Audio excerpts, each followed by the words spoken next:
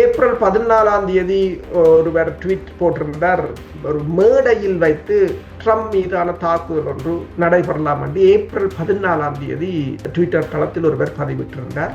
ஈரானின் நிலைமையை அமெரிக்காவின் கைகளை மீறி போய் கொண்டிருப்பதால் அமெரிக்காவுக்கு இப்போது ட்ரம்பிடம் இந்த முப்படை தளபதிகள் வைத்த இராணுவ திட்டங்களில் இந்த டாக்டிக்கல் நியூக்ளியர் வெப்பன்ஸ் தாக்குதலும் ஒரு திட்டமாக, அவர் ஒரு பொறியியலாளர் என்றபடியால் இந்த வீல் சேர் அந்த எமர்ஜென்சி பிரேக்கை அவர் டிசைன் பண்ணி கொடுத்தார் என்று சொல்லியும், ஒரு நல்லொரு கெட்டிக்காரர் என்று சொல்லியும் கூறப்படுகிறது.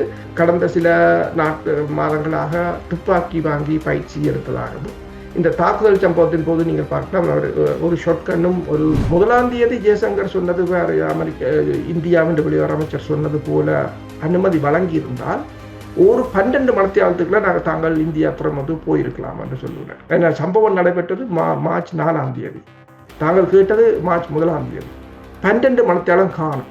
ஆனால் அவர்கள் தாமதப்படுத்தி கொண்டிருந்தார்கள்.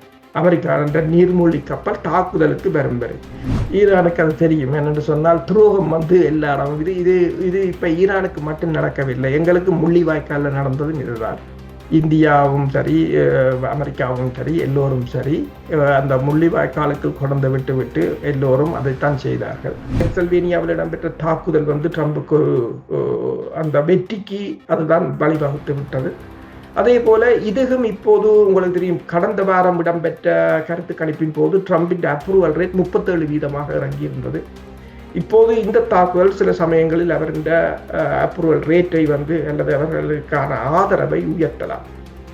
குற்றவாளிகள் யார் என்று சொன்னால், ஒன்று அந்த USS ஷார்லட் என்ற நீர்மூழ்கி கப்பலின் கேப்டன், 2வது இலங்கை அரசு தலைவர் அனுர்குமார் திசாநாயக்கா, 3வது இந்தியாவின் பிரதமர் நரேந்திர மோடி, இந்தியாவின் வெளிவார அமைச்சர் ஜெய்சங்கர், மற்றது அமெரிக்காவின் போர்த்துறை அமைச்சர் பீட் ஹெக்ஸட் ஆகியோர். ஆனால் உங்களுக்கு தெரியும், இஸ்ரேலாக இருக்கலாம், அமெரிக்காவாக இருக்கலாம், அமெரிக்காவின் கையாளாக இந்தியாவாக இருக்கலாம், இந்தியாவின் கையாளான இலங்கையாக இருக்கலாம், எல்லோரும் ஒரே அச்சில் ஊறியவர்கள் தான். அப்போ ஈரான் ஏற்கனவே மிகப்பெரிய உலகத்தின் மிகப்பெரிய ஒரு வல்லரசை எதிர்த்து போராடி கொண்டிருக்கிற நேரத்தில் எதிரிகளை கூட்ட வேண்டாம் என்பதற்காக அவர்கள் அதை மௌனமாக விட்டுவிட்டார்கள். உலகத் தமிழர் அறிந்தேயாக வேண்டிய உண்மைகளை தேடி ஒரு உடறப்பு. நீங்கள் வெளிநாட்டில் இருக்கும்போது உங்கள் பெற்றோரின் மருத்துவ தேவைகள் அனைத்தையும் நாங்கள் ஒருங்கிணைத்து கவனிக்கின்றோம். வருடாந்திர பதிவு, சிறப்பு தள்ளுபடி, மெடிப்ளேஸ். ஸ்ரீ காளிமாதா ஜோதிடம். பிரபல ஜோதிடர் பண்டித் மகாராஜா. தொழில், காதல், திருமணம், குழந்தை பாக்கியம் மற்றும் மந்திர சூனிய பிரச்சினைகளுக்கு நிரந்தர தீர்வு. இன்றைய ஊடறுப்பு நிகழ்ச்சியில் எம்மோடு இணைந்து கொண்டிருக்கக்கூடியவர் பிரித்தானியாவில் இருக்கக்கூடிய கலாநிதி பிரபாகரன், எல்லோராலும் நன்கு அறியப்பட்டு பரிச்சயமான இராணுவ ஆய்வாளர் வேல்ஸில் இருந்த அருஸ் அவர்களை ஊடறுப்பு நிகழ்ச்சியோடு இணைத்திருக்கின்றோம். ஊடறுப்பு நிகழ்ச்சியின் சார்பில் உங்களை வரவேற்பதில் மகிழ்ச்சி. வணக்கம். வணக்கம். ஊடறுப்பு நேயர்களுக்கு அன்பிருந்த வணக்கங்கள். இப்போது உலகளவிலே முக்கியமான போர் ஒன்று இடம்பெற்றுக் கொண்டிருக்கின்றது. அந்த கால சூழ்நிலையில் அமெரிக்காவின் ஜனாதிபதி டொனால்ட் ட்ரம்ப் மீது துப்பாக்கி பிரயோகம் ஒன்று மேற்கொள்ளப்பட்டிருக்கிறது. இந்த சந்தர்ப்பம் 3வது சந்தர்ப்பம் என்று கூறப்படுகிறது. இந்த துப்பாக்கி சம்பவம் உண்மையான கொலை சம்பவமாக பார்க்கப்படுகிறதா, அல்லது ஒரு அச்சுறுத்தல் சம்பவமாக பார்க்கப்படுகிறதா, அல்லது இதனுடைய பின்னணியை உங்களுடைய இராணுவ பார்வையில் எப்படி பார்க்கிறீர்கள்? இது நீங்கள் சொன்னது போல 3வது தாக்குதல். முதலாவது பென்சில்வேனியாவில் 2024 தேர்தல் பிரச்சாரத்தின் போது இடம்பெற்றிருந்தது. அதற்கு பிறகு புளோரிடாவில் கோல்ஃப் விளையாடுற மைதானத்தில் வைத்து ட்ரம்பை படுகொலை செய்ய முயன்றதாகவும் ஒரு உக்ரைன் நாட்டை சேர்ந்தவர் கைது செய்யப்பட்டிருந்தார். இது 3வது முறை. எந்த ஒரு அரசு தலைவருக்கும் இவ்வாறான 3 தடவைகள் இவ்வாறு இடம்பெற்றதில்லை. இது தொடர்பாக பல தகவல்கள் இருக்கின்றன. ஒன்று, இது அமெரிக்காவின் அதிபர் தனது அப்ரூவல் ரேட் குறைந்து கொண்டு வருகிறது. ஈரான் போரிலிருந்து வெளியேறுவதற்கான காரணத்தை தேடிக்கொண்டிருக்கின்றார். எல்லாவற்றுக்கும் மேலாக இந்த அமெரிக்காவின் அரசு தலைவருக்கே ஒரு பாதுகாப்பற்ற நிலையாக இருக்கின்றது என்று தண்ட செயல்பாட்டை நியாயப்படுத்துவதற்காக என்று கூட கூறப்படுகிறது. அதற்கு பலர் கூறுகிற காரணம் என்னென்று சொன்னால், பென்சில்வேனியாவில் இடம்பெற்ற தாக்குதல் சம்பவத்துக்கு பிறகு அதைத்தான் அவர் ட்ரம்ப் தனது பிரச்சார மேடைகளில் தொடர்ச்சியாக பயன்படுத்தி வந்தார் என்று. அது அவருக்கு ஒரு வெற்றி வாய்ப்பையும் கொடுத்திருந்ததாக கூறியிருந்தார்கள்.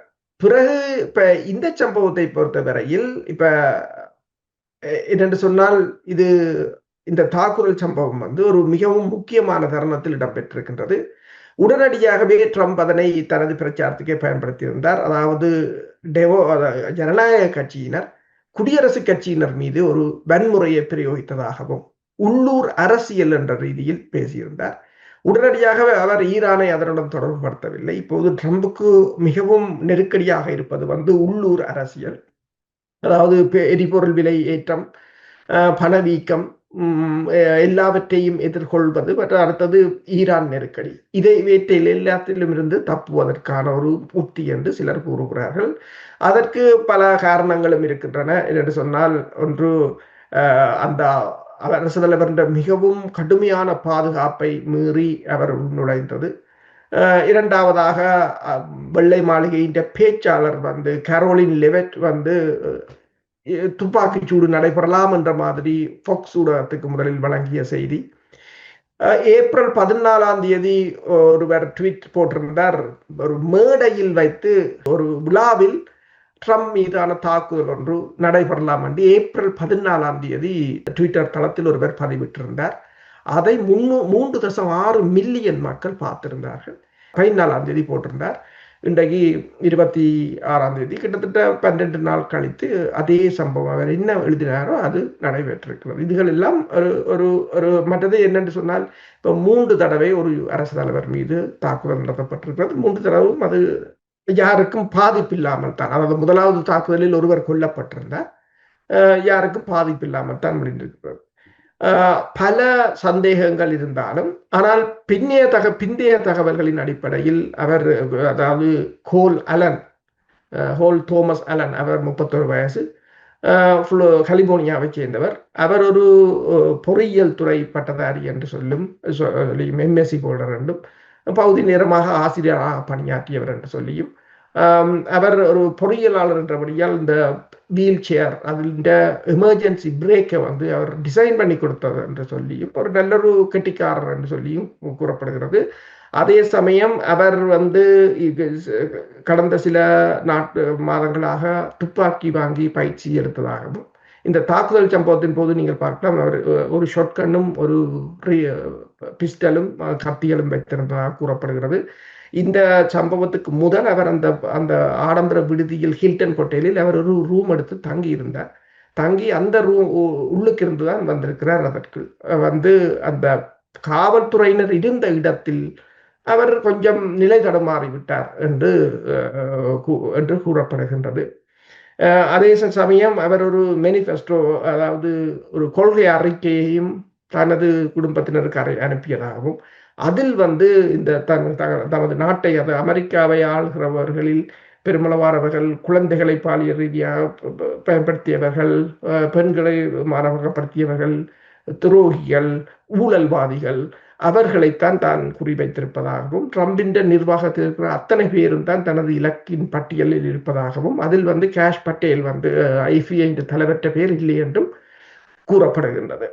ஆனால் இன்னும் விசாரணைகள் நடைபெற்றுக் கொண்டிருக்கின்றன. இது 2 விதமாக, இப்ப வெள்ளை மாளிகையில் பேசுகிறார்கள், இனி வரும் காலங்களில் ட்ரம்புக்கு குண்டு துளைக்காத அங்கி கொடுப்பது தொடர்பாக தாங்கள் கலந்து ஆலோசித்து வருவதாக கூறப்படுகிறது. ட்ரம்ப் இது என்று சொன்னால் உங்களுக்கு தெரியும், பென்சில்வேனியாவில் இடம்பெற்ற தாக்குதல் ட்ரம்புக்கு அந்த வெற்றிக்கு அதுதான் வழிவகுத்து விட்டது. அதே போல இதுவும் இப்போது உங்களுக்கு தெரியும், கடந்த வாரம் இடம்பெற்ற கருத்து கணிப்பின் போது ட்ரம்பின் அப்ரூவல் ரேட் 37% இறங்கியிருந்தது. இப்போது இந்த தாக்குதல் சில சமயங்களில் அவரின் அப்ரூவல் ரேட்டை அல்லது அவர்களுக்கான ஆதரவை உயர்த்தலாம். இதே கால பகுதியில் ஈரான் யுத்த களமுனையில் என்ன இடம்பெறுகிறது? ஈரான் நாட்டினுடைய வெளிவிவகார அமைச்சர் அராக்சி அவர்கள் வெளிநாடு சுற்றுப்பயணங்களை மேற்கொள்கிறார். பாகிஸ்தான் தலைநகர் இஸ்லாமாபாத் சென்று திரும்பினார். அவர் மிகவும் யுத்தம் இல்லாத ஒரு நாட்டில் இருப்பது போன்று தன்னுடைய செயற்பாடுகளை வெளிப்படுத்துகிறார். என்னதான் இடம்பெறுகிறது? ஈரான் களமுனை அமெரிக்கா பெருமளவில் படையினரை குவித்துக் கொண்டிருக்கிறது. கிட்டத்தட்ட பென் கொரியர் ஏர்போர்ட்டில் வந்து இஸ்ரேல் ஏர்போர்ட்டில் ஆக இருக்கலாம், ஐரோப்பாவிலே ஆக இருக்கலாம், மத்திய கிழக்கில் UAE தளத்திலேயாக இருக்கலாம். KC-135 டேங்கர்கள் கூட 200க்கும் மேற்பட்ட டேங்கர்களை கொண்டு வந்து நிறுத்தியிருக்கிறார்கள். 3 விமானம் தாங்கி கப்பல்கள் கொண்டு வந்து நிறுத்தப்பட்டிருக்கின்றன. 3 விமானம் தாங்கி கப்பலில் கிட்டத்தட்ட 200 விமானங்கள், 15,000 படையினர், மொத்தமாக 60,000 படையினர். ஆனால் ஒன்றை நீங்கள் யோசிக்கணும், 60,000 படையினர் தரையிறக்கத்துக்கு போதுமானது அல்ல. ஆனால் அதே சமயம் நீங்கள் பார்க்கலாம், லெப்டினன்ட் கேர்னல் ஆண்டனி, அவர் வந்து இந்த அமெரிக்காவின் முப்படைகளின் தளபதி ஜெனரல் டான் ஹெய்னுடன் வேலை செய்தவர். அவர் ஒரு ஊடகத்துக்கு செய்தி கொடுக்கும் போது கூறியிருந்தார், தங்களிடம் இப்போ இருக்கிற ஆப்ஷன் வந்து ஒரு டாக்டிக்கல் நியூக்ளியர் வெப்பன்ஸ் என்று சொல்லி அணுக்குண்டில் சிறிய அணுக்குண்டை பயன்படுத்துகிற திட்டமும் தங்கள்கிட்ட இருக்கு என்று சொல்லியும், ஈரான் அதாவது ஈரான் நிலைமையை சமாளிக்க முடியாது போனால் அமெரிக்காவுக்கு வேறு வழி இல்லை என்றும் அவர் கூறியிருக்கின்றார். எனவேதான் அது அவர்களுடைய அந்த தாக்குதலுக்கான நிகழ்தகவுகள் அதிகரித்து கொண்டு வருவதாகவும், ஈரான் தலைமை பீடத்தை அளித்தது அமெரிக்கா, ஈரான் படைத்துறையை அளித்தது, ஈரான் மீது கிட்டத்தட்ட 13,000 தொடக்கம் 20,000 இலக்குகளை தாக்கி அளித்தார்கள். இருந்த போதும் ஈரான் சரணடையவில்லை. ஈரானின் நிலைமையை அமெரிக்காவின் கைகளை மீறி போய் கொண்டிருப்பதால் அமெரிக்காவுக்கு இப்போது ட்ரம்பிடம் இந்த முப்படை தளபதிகள் வைத்த இராணுவ திட்டங்களில் இந்த டாக்டிக்கல் நியூக்ளியர் வெப்பன்ஸ் தாக்குதலும் ஒரு திட்டமாக இப்போதும் இருக்கின்றது. அதற்கான நிகழ்தகவல்கள் கூடிக்கொண்டு வருகிறது என்று கூறியிருக்கின்றார். ஈரானை பொறுத்தவரையில் ஈரான் எல்லாவற்றையும் ரஷ்யாவுடனும் சீனாவுடனும் பகிர்ந்து கொள்வதுண்டு.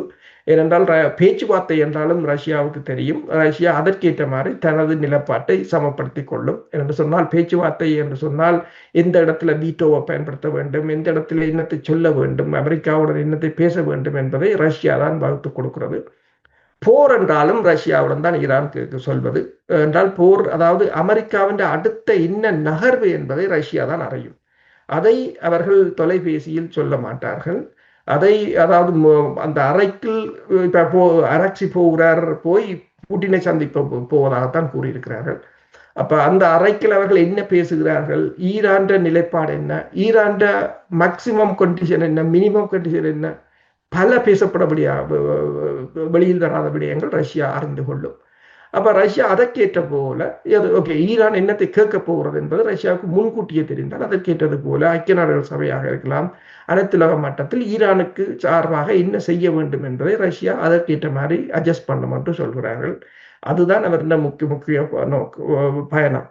அடுத்ததாக இப்ப நீங்கள் பார்த்தீர்கள் என்று சொன்னால், இன்றைக்கு அதாவது ஞாயிற்றுக்கிழமை கூட இப்ப ஈரான் வெளிவார அமைச்சருடன் பிரான்சின் வெளிவார அமைச்சர் பேசியிருக்கிறார், ஈரான் வெளிவார அமைச்சருடன் எகிப்தின் வெளிவார அமைச்சர் பேசியிருக்கின்றார், கட்டாரின் வெளிவார அமைச்சர் பேசியிருக்கின்றார், சவுதி அரேபியா வெளிவார அமைச்சர் பேசியிருக்கின்றார், ஓமானுக்கு போயிருக்கிறார் என்று சொன்னால் இப்போ ஈரானை சுற்றித்தான் இந்த நிலைமைகள் வருகின்றது. அமெரிக்காவை தேடுவதை விட இப்போது ஈரானை தேடுபவர் என்ற எண்ணிக்கை தான் கூடுதலாக இருக்கின்றது.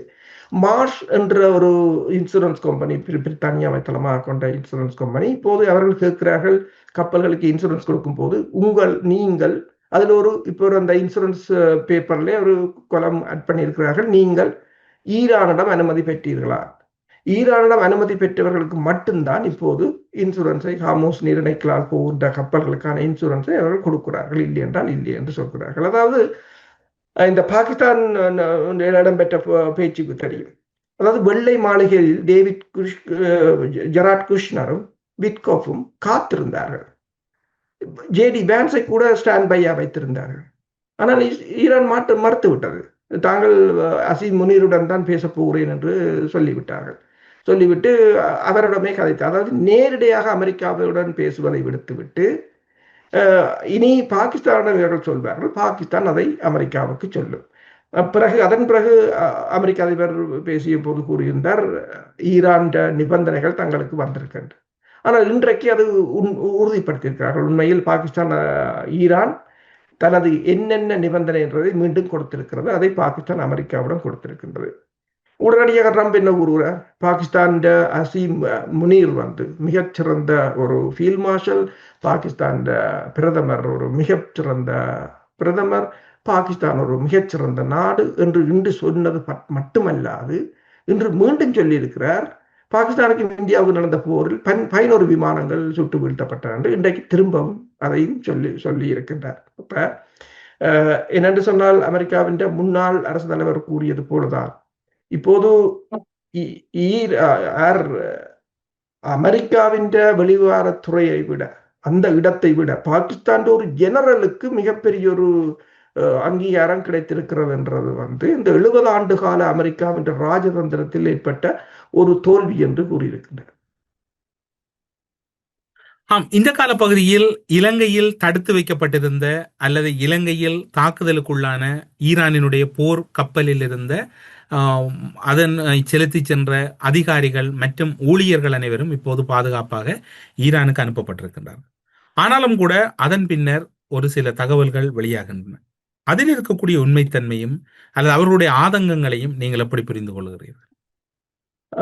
அதாவது அங்கு தடுத்து வைக்கப்பட்டவர்கள் அங்கிருந்து அதாவது இலங்கை அரசிடமிருந்து விடுவிக்கப்பட்டு துருக்கியின் சிறப்பு விமானம் மூலம்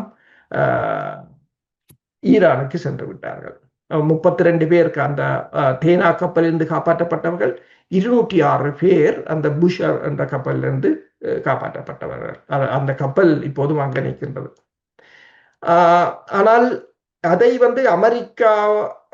அமெரிக்கா இந்தியா முதலே அனுப்பியிருந்தது அவர்களை. எனவேதான் இந்தியாவுக்கு உங்களுக்கு தெரியும் கப்பல்ல எண்ணெய்கள் வந்து கொண்டிருக்கிறது, ஈரான் விடுகிறது. இலங்கை அமெரிக்காவின் அழுத்தம் காரணமாக விடுவிக்கவில்லை, வைத்திருந்தார்கள். இப்போது இலங்கைக்கு மிகப்பெரிய பிரச்சனை, இலங்கையும் இப்போது விட்டிருக்கிறது. இலங்கை விட்டதுக்கு பதிலாகத்தான் ஈரானிடமிருந்து எண்ணெய் கப்பல் ஒன்று வந்தது. உங்களுக்கு தெரியும், எண்ணெய் கப்பல் ஒன்றை இலங்கை கடற்பரப்புக்கு அண்மையில் வைத்து 3 நாளைக்கு முதல் அமெரிக்கா கைப்பற்றியது. அமெரிக்கா அதை கைப்பற்றி விட்டது. அதுதான் நடந்தது திரைமறைவில். ஒரு டீலாகத்தான் இலங்கை அதை செய்தது. கடைசியா அமெரிக்கா அதை கை வைத்து விட்டது. அது வேறு கதை. போனவர்கள் அங்கு போன பிற்பாடு நிறைய உண்மைகளை சொல்லி இருக்கிறார்கள். அவர்கள் கூறியது ஒன்றுதான் என்னென்று சொன்னால், தங்களிடம் டோபிட்டோ இல்லை, இந்தியாவின் அனுசரணை, இந்தியாவின் அழைப்பின் பேர் தான் நாங்கள் வந்தோம். வரும்போது கூட அந்த மிலான் 2026 என்ற அந்த நிகழ்வுக்கு வரும்போது அந்த நிகழ்வின் கோரிக்கை நிபந்தனைகளில் ஒன்று டோபிட்டோ ஏவுகணைகள் கொண்டு வர முடியாது. கப்பலில் இருக்கிற பீரங்கிகள் இருக்கலாம் என்றால் அது கலட்ட முடியாது, ஃபிக்ஸ் பண்றது. ஆனால் இந்த டோபிட்டோ தான் கடல் அடி ஏவுகணை, அது நீர்மூழ்களையோ கப்பல்களை அழிக்க அது பயன்படுத்துவது. அது இல்லை என்பதை இந்தியன் கடற்படை செக் பண்ணித்தான் உள்ளுக்கு எடுப்பார்கள் அல்லது எடுக்க மாட்டார். அப்ப அவர்களுக்கும் எடுத்து அதை அமெரிக்கா தண்ட புலனாய்வு தகவல்களின் ஊடாக இந்த கப்பலில் டோபிட்டோஸ் இல்லை என்று உறுதிப்படுத்தியது மட்டுமல்லாது இந்திய தரப்பிடமிருந்தும் உறுதிப்படுத்தியதாக அவர்கள் கூறுகிறார்கள்.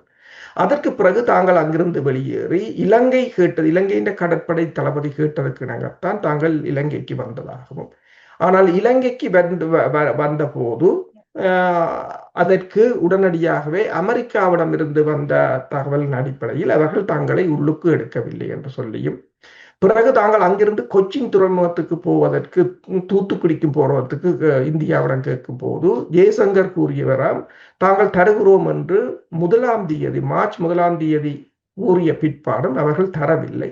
தாங்கள் 28ஆம் தேதிக்கு முதல் இந்தியாவிலிருந்து வெளிக்கிட்டாலும் இடைக்க வரும்போதுதான் தாங்கள் தேசத்திலிருந்து தகவல் வந்ததால் நாங்கள் போருக்குள் இருக்கிறோம், நீங்கள் இப்ப வர முடியாது, நாங்கள் கதைக்கிறோம், நீங்கள் இந்தியாவில் அல்லது இலங்கையில நிக்க சொல்லி கடற்படை தளபதியும் இந்தியாவுக்கு வந்திருந்தவர். அவர் போருக்கு முதலே அவர் ஈரானுக்கு போய்விட்டார் என்று கூறுகிறார்கள். அப்ப இலங்கையும் உள்ளுக்கெடுக்கவில்லை, இந்தியாவும் உள்ளுக்கெடுக்கவில்லை. அமெரிக்காவிடம் அவர்கள் தங்களை காட்டிக் கொடுத்தது போல. தேனா கப்பல் தான் அவர்களுடைய ஃப்ரிகேட் கப்பல், மற்ற 2 அதுக்கு சப்போர்ட்டாக வந்த கப்பல்கள். அப்ப தேனா கப்பல் தான் அவர்களுக்கான குறி. அப்ப தாங்கள் ஜெய்சங்கர் சொன்ன காலத்துக்கு, அதாவது 30 கடல் மைல் வேகத்தில் அந்த கப்பல் பயணித்திருந்தாலுமே 1ஆம் தேதி ஜெய்சங்கர் சொன்னது வேறு, இந்தியாவின் வெளியுறவு அமைச்சர் சொன்னது போல அனுமதி வழங்கி இருந்தால் ஒரு 12 மணித்தியாலத்துக்குள்ள நாங்கள் தாங்கள் இந்தியா புறமது போயிருக்கலாம் என்று சொல்லுகிறார். ஏன்னா சம்பவம் நடைபெற்றது மார்ச் 4ஆம் தேதி, தாங்கள் கேட்டது மார்ச் 1ஆம் தேதி. 12 மணித்தியாலம் காணும் அதுக்கு போறதுக்கு. கப்பல் 30 மைல் வேகத்தில் நொட்டிக் மைல் வேகத்தில் போனாலே காணும் என்று சொல்லியிருக்கிறார். ஆனால் அவர்கள் தாமதப்படுத்தி கொண்டிருந்தார்கள்.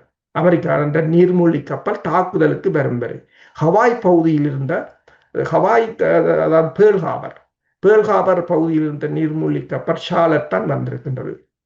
வந்து இரவு 3:35 முதலாவது டோப்பிட்டோ அடிக்கப்பட்டது. முதலாவது டோப்பிட்டோ இயந்திர பகுதிக்குத்தான் அடி விழுந்தது. அது இயந்திரம் அதற்கு பிறகு கப்பல் நகரவே இல்லை, கப்பலை நகர்த்த முடியாது. அப்போ உங்களுக்கு தெரியும், இப்போ ஒரு கம்பெனி வழியை நீங்கள் வேலை செய்ய ஒரு பிரச்சனை என்று சொன்னால் ஒரு அசம்பிளி பாயிண்ட் இருக்கும், ஃபயர் என்று சொன்னால் ஒரு அசம்பிளி பாயிண்ட் இருக்கும். அப்போ கப்பலில் பின்பக்கம் தான் அசம்பிளி பாயிண்ட் இருக்கு, எல்லோரும் வந்து அங்கே கூடுவது. அப்போ தான் சொன்னதான் ஓகே, கப்பல் முதல் அடி விழுந்துட்டுது. அவர்கள் தாங்கள் யோசிக்கல 2வது அடி விழுமாண்டு. அப்போ பின்னின் பக்கம் எல்லாரும் வாங்க எல்லாரையும் அதில் நிற்க தான் உள்ளுக்கு போகிறது, எல்லாரையும் வேறு ஆக்கள் இருக்கணுமோண்டு செக் பண்ணி வாரதுக்கு. அப்போ முதலாவது அடி 3:35 விழுந்தது, 2வது வந்து 5:10 தான் விழுந்தது. அதுவரையிலும் 1.5 மணித்தியாலம் கழிச்சு தான், கிட்டத்தட்ட 90 நிமிஷம் கழிச்சு தான் 2வது அடித்தவர்கள். அதுவரையிலும் அப்போது நீங்கள் பார்த்தீங்கன்னு சொன்னால் அமெரிக்காவில் பின்னேரம் 4 தொடக்கம் 5 மணி. அப்போ அங்கிருந்த ஷார்லட் கப்பலின் நீர்மூழ்கி கப்பலின் கட்டளை அதிகாரி பேர்ல் ஹார்பருக்கு மெசேஜை கொடுத்துக்க, அப்படி கப்பல் அடிச்சாச்சு, ஆனால் ஆக்கள் பின்னுக்கு அசம்பிளி பண்ணி இதை ஆக்கள் நிற்கணும் என்ற அனைத்துலக விதிகளின்படி ஒரு கப்பல் அடிக்கப்பட்டு அந்த கப்பலில் இருப்பவர்கள் அதை கைவிட வைக்கிறார்கள் அல்லது சரணடைய போகிறார்கள் அல்லது கப்பலை விட்டு இறங்க போகிறார்கள், பதில் தாக்குதல் நடத்தவில்லை என்று சொன்னால் அதை தாக்க முடியாது, அது போர்க்குற்றம். தாங்களும் அப்படித்தான் யோசிக்கிறது. ஏன்னா தங்களால் திருப்பி சாலத்தை தாக்கி இருக்கலாம், தங்களிடம் டோப்பிட்டோ இல்லாமல் தாக்க முடியாது, அது அவர்களுக்கு தெரிஞ்சுதான் தாக்கியது. அப்ப இலங்கைக்கும் அவர்கள் மெசேஜ் கொடுத்திருக்கிறார்கள், இந்தியாவுக்கும் மெசேஜ் கொடுத்திருக்கிறார்கள். 90 நிமிடம் இருந்தது. இலங்கையிலிருந்து 27 கடல் மைல் இலகுவாக அவர்கள் வந்து காப்பாற்றிருக்கலாம். யாரும் காப்பாற்ற வரவில்லை. அதுக்கு பிறகு வாஷிங்டன்ல இருந்து தகவல் போயிருக்கு, இயலுமான வரை ஆக்களை கொல்லும்படி. அதற்கு பிறகுதான் அவர்கள் அந்த ஷார்லட் கப்பலில் இருந்தவர்களுக்கு தெரியும் 140 பேர் பின்தளத்தில் இருக்கிறார்கள், அதுக்கு அடித்தால் 140 பேரும் இறப்பார்கள் என்று தெரிந்து அந்த பகுதிக்கு தான் அடிக்கப்பட்டது. தான் வேற ஆக்கள் நிக்கணுமோன்று பார்த்து செக் பண்ணி கொண்டு வந்து மேல் தளத்தில் நடந்து வரைக்க அந்த 2வது டோப்பிட்டோ வெடிக்குது என்று சொல்லி அதில் தான் காயமடைந்தவர் என்று. ஆனால் அவர் கூறியது ஒன்றுதான், ஒரு விசாரணை என்று வந்தால் போர்க்குற்றத்தில் இந்த குற்றவாளிகள் யார் என்று சொன்னால், ஒன்று அந்த USS ஷார்லட் என்ற நீர்மூழ்கி கப்பலின் கேப்டன், 2வது இலங்கை அரசு தலைவர் அனுர்குமார் திசாநாயக்கா, 3வது இந்தியாவின் பிரதமர் நரேந்திர மோடி, இந்தியாவின் வெளிவார அமைச்சர் ஜெய்சங்கர், மற்றது அமெரிக்காவின் போர்த்துறை அமைச்சர் பீட் ஹெக்ஸட் ஆகியோர் போர்க்குற்றவாளிகள் என்று சொல்லி இதை அதில் கொடுத்திருக்கின்றார். ஆம், இப்போது இந்த சம்பவம் இடம்பெற்றிருக்கக்கூடிய சூழ்நிலையில் ஈரானினுடைய வெளிவிவகார அமைச்சராக இருக்கலாம் அல்லது ஈரான் அரச கட்டமைப்பாக இருக்கலாம், இலங்கையோடு ஏதோ தொடர் நட்புறவில் இருப்பது போன்றுதானே அவர்களுடைய செயற்பாடுகளும் அல்லது அவருடைய செய்திகளும் இருக்கின்றது. நீங்கள் கூறுவது போன்று இது ஒரு போர்க்குற்ற விசாரணை நடைபெறமாக இருந்தால் அவர் ஒருவேளை இந்தியாவின் வெளிவிவகார அமைச்சர் டாக்டர் ஜெய்சங்கர், அதே போன்று நரேந்திர மோடி தொடர்ச்சியாக இலங்கையில் இருக்கக்கூடிய அனுர்குமார் திசாநாயக்க இலக்கு வைக்கப்படலாம் என்று எதிர்பார்க்கப்படுவதாக கூறினீர்கள். அப்படியாயின் இந்த தன்மையை நீங்கள் எப்படி உணர்கிறீர்கள்? ஈரானுக்கு அது தெரியும். என்னென்று சொன்னால் துரோகம் வந்து எல்லா இடமும் இது இப்ப ஈரானுக்கு மட்டும் நடக்கவில்லை, எங்களுக்கு முள்ளிவாய்க்கால நடந்ததும் இதுதான். இந்தியாவும் சரி, அமெரிக்காவும் சரி, எல்லோரும் சரி அந்த முள்ளிவாய்க்காலுக்கு கொண்டு விட்டு எல்லோரும் அதைத்தான் செய்தார்கள்.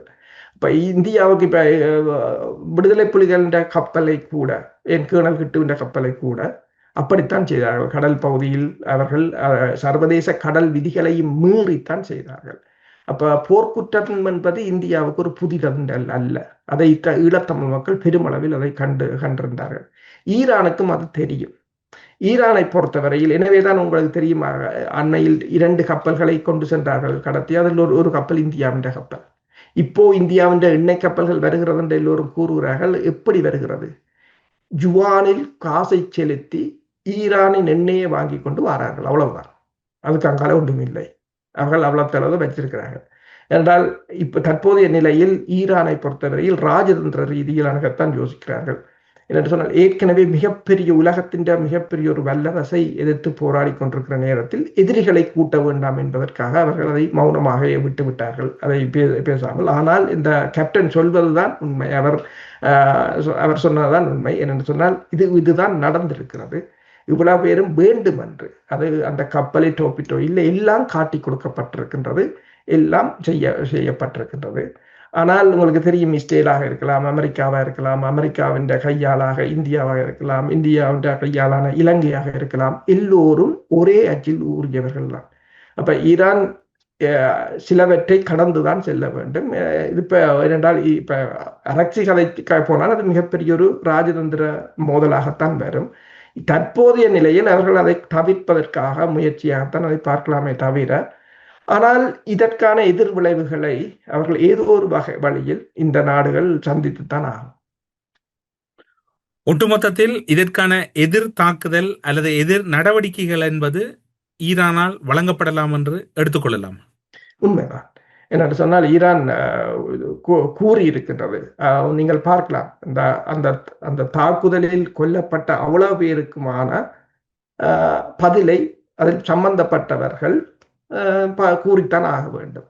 ஆனால் இப்போ கூறுவதற்குரிய நேரம் இல்லை என்றால், இப்போ ஈரான் எதிர்கொள்வது உலகத்தில் மிகப்பெரிய வல்லரசு. அப்ப இந்த நிலையில் தற்போதைய இந்த அரசு இலங்கை அரசையும் அதுக்குள் இலங்கை இந்தியாவையும் அதுக்குள் உள்வாங்க ஈரான் விரும்பவில்லை. ஆனாலும் ஈரானுக்கு இப்ப இந்த கேப்டன் ஈரான் தொலைக்காட்சியை தான் உலகத்தையும் சொல்கிறார். அவர் இன்னொன்றையும் சொல்கிறார் என்னன்னு சொன்னால், இதை இந்திய ஊடகங்கள் இலங்கை ஊடகங்களுக்கு கேட்டது போதும் அவர்கள் அதை இருட்டடிப்பு செய்தார்கள், அதை வெளியில் கொண்டு வர அவர்கள் விரும்பவில்லை என்றதையும் அவர்கள் அதில் கூறியிருக்கின்றனர். ஒட்டுமொத்தத்தில் இது ஒரு ராஜதந்திர ரீதியாக எதிர்வரும் காலத்தில் பெருமளவில் எதிரொலிக்கலாம் என்று எதிர்பார்க்கலாம். உண்மைதான், வரலாற்றில் அது இருக்கும். ஒன்றால் ஈரான் கொஞ்சம் பேர் இறக்கவில்லை, 104 பேர் இறந்திருக்கிறார்கள். மற்றது இதை கூப்பிட்டது இந்தியா, மற்றது எல்லாம் பதிவாக இருக்கின்றது. எப்போது அனுமதி கிடைத்தது, ஏன் தாமதப்படுத்தினார்கள், இது எல்லோருக்கும் விளங்கும். ஒரு கேப்டனுக்கே விளங்குது என்று சொல்றார் என்றால் ராஜதந்திர மட்டத்தில் எல்லோருக்கும் விளங்கும். ஆனாலும் ஒன்றும் செய்ய முடியாது தற்போதைய நிலையில், எதிரிகளை கூட்ட முடியாது என்பதால் ஈரான் தற்போதைய நிலையில் அது மௌனமாக கடந்து செல்கின்றது. ஊடறுப்பு நிகழ்ச்சியில் இணைந்து கொண்டு இப்போது உலகளவில் இடம்பெற்றுக் கொண்டிருக்கக்கூடிய முக்கிய நிகழ்வுகளும், குறிப்பாக இலங்கையில் தரித்திருந்து தாக்குதலுக்குள்ளான ஈரானினுடைய போர்க்கப்பல் தொடர்பான தகவல்களையும் பகிர்ந்து கொண்டமைக்காக சிறப்பு நன்றிகளோடு உங்களிடம் விடைபெற்றுக் கொள்கிறோம். நன்றி, வணக்கம். நன்றி, வணக்கம். ஸ்ரீ காளிமாதா ஜோதிடம் பிரபல ஜோதிடர் பண்டித் மகாராஜா. தொழில், காதல், திருமணம், குழந்தை பாக்கியம் மற்றும் மந்திர சூனிய பிரச்சினைகளுக்கு நிரந்தர தீர்வு. திரை மறைவில் நடக்கும் ரகசிய பீரங்கள், உலகத் தமிழர் அறிந்தேயாக வேண்டிய உண்மைகளை தேடி ஒரு ஊடறுப்பு.